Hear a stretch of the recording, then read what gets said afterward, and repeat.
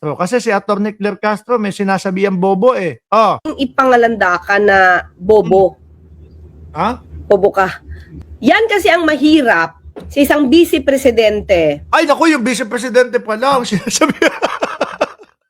Yung vice presidente pala ang sinasabihan ng bobo ka. Sa bagay, kung titingnan natin ang vice presidente sa kanyang mga galawan, sa kanyang mga kilos, doon sa kanyang mga pagsasalita, doon sa kanyang mga press conference at mga interview, parang wala tayong nakikita na maganda sinasabi. Bukod po doon sa mga parang kwento nung kanyang sariling buhay, ano po, idadagdag mo lang yung mga yung mga pangkriminal na pag-iisip, yung putol ulo, pugot ulo, yung huhukay ng bangkay, no? Tsaka yung kagaya niyan, yung impeachment niya, hanggang ngayon po ay naghihintay ang madlang peoples para makampihan sila, pero parang mukhang wala talaga silang maidedepensa doon sa kanilang impeachment. Ngayon ko lang narinig actually si Atty. Claire Castro na nagsalita ng mga ganito nung madiin na wag mo naman araw-arawin na ipamuka na bobo ka. Tuloy nga. Na hindi marunong gumamit ng computer. So most probably, hindi niya nare-research lahat ang nangyayari. Ibinubulong lang sa kanya, hindi kumpleto.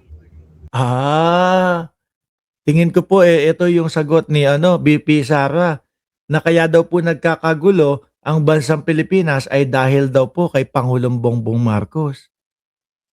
Ano po? Siguro kasi ang Vice Presidente, aminado naman na hindi marunong gumamit ng laptop o ng computer. No? Hindi marunong gumamit ng laptop o computer, kaya paano nga naman daw niya ibabato yung laptop o yung MacBook? Sa bagay, tama naman ang Vice Presidente. Ang makakapagbato lang ng laptop o ng MacBook ay yung mga nakakapag-laptop nga. Sakyan na lang natin. Sakyan na lang natin mga kababayan. Sige. Or, gusto niya talagang i-twist yung facts at magmukha na lang siyang bobo. Aray ko. Kasi wala kang alam.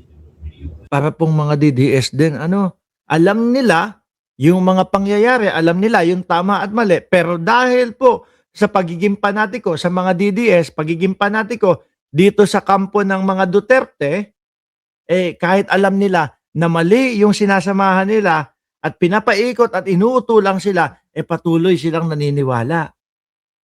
Ano po? Kasi fans nga sila ng mga Duterte, panatiko sila ng mga politiko, no? Ganyan yung mga DDS. Kaya po nasasabihan mga kababayan ng uto-uto. Oo. Imagine mo magsasalita siya ng ganyan. Hindi niya alam kung sino una nagpaputok ng warning shot. Ay, diba? Hindi din alam ng Vice Presidente kung sino una nagpaputok. Di ba kalat na at umamin na nga si Aplaska, mga bossing, na siya ang unang nagpaputok, nagbigay siya ng warning shot. Kaya lang, yung warning shot niya, 32. First time ko na nakarinig ng warning shot na 32 at first time kong nakakita ng warning shot na nakatuon doon sa mga gustong patayin, gustong paputukan ho. Sabi ni Lakay Kulas, pang 44 na like mark, watching from New Jersey. Salamat po, Sir Lakay Kulas. Tama, Lakay Kulas. Mahirap. Sabi niya, okay pa nga, sabi niya, di ba? Okay pa. Sabi may kanta siya si Atty. Claire, si Bato, when bells... may kanta umanap ka ng pangit. Si Andrew E. Punta po kayo doon sa mga vlogger ng mga DDS. Meron pa po doon, may banil yung kilikili. Hindi lang po siya pangit, no? Ang bantot pang mga tignan. Pangit. Okay pa yung pangit Pero parang mahirap namang humanap ka ng bobo. Diba? Wag ka naman Hindi, punta po kayo doon sa DDS, Atty. Claire. Marami po kayong makikita, marami po kayong masusumpungan na mga bobo. Doon po sa DDS. Wag mo naman laging ipangalanda ka na bobo. bobo ka. Mahirap yun.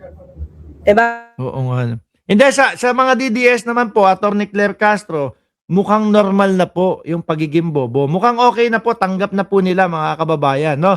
Dahil po sa kadahilanan ng pagiging panatiko po sila ng mga Duterte. Kaya yung tipong kahit alam na nila, lulunukin nila na iba yung ibig sabihin para sa kanila. 'Di ba? Normal na po 'yan. Sabi nga masarap daw maging DDS. Bakit?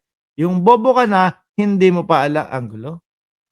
Pero kung naghahanap kayo ng mga BO-BO, nung mahihina ang ulo, at nung mga uto-uto, kung kakailanganin nyo yung mga ganong tao, ay napakadali pong puntahan yung mga yan, no? Tanungin mo lang, sino ang hinahangaan mo sa politika? Pag sinagot, mga Duterte, ayun, tanungin nyo na. Tingin ko, natagpuan ninyo ang tamang tao na hinahanap ninyo, mga uto-uto. Ngayon, alisin ko na ho ito, mga kababayan. Imelda Vicente, Lonely TV at Joel Q. At Ralis Carlenga, shout out sa inyo. Sino ba uunahin natin dito? Unahin po ba natin, mga kababayan, mga boss chief amusher, ito pong pagpapanik ni Jinggoy Estrada? Sige. Unahin natin, mga kababayan, ito pong pagpapanik ni Jinggoy Estrada. Babalik ho tayo, mga boss chief amusher, doon po sa babalik tayo doon sa itago yung CCTV, mga bossing. Ngayon, may eksplanasyon si Boss Jinggoy doon sa sinasabi niyang itago ang CCTV. Ngayon. Sabi po ni Boss Jinggoy Estrada, mga kababayan, no, nagpanik lang daw. Oo, ayan. Kasi mga bossing, dalawa ang ibig sabihin na lumalabas noong nung sinabi ni Boss Jinggoy na itago yung CCTV, itago, no, ito para fair po tayo kay Boss Jinggoy Estrada, mga kababayan, kay Boss Jinggoy. Itago, no, yung mga DDS at sila at yung 13 senador, itago, ng ibig sabihin para sa kanila ho, mga kababayan, ay i-secure yung CCTV upang maging ebidensya nila. Di ba? Yun yung ibig sabihin po sa mga DDS at dito po sa 13 senador, mga kababayan, no? Sa ibang mamamayang Pilipino naman po, kagaya natin, yung itago ang CCTV, ang pagkakaintindi po natin dyan, itago at wag ipakita sa mamamayang Pilipino yung CCTV. Dahil baka pumutok sa kanila yung mga pinaggagawa nila kung ilalabas yung CCTV.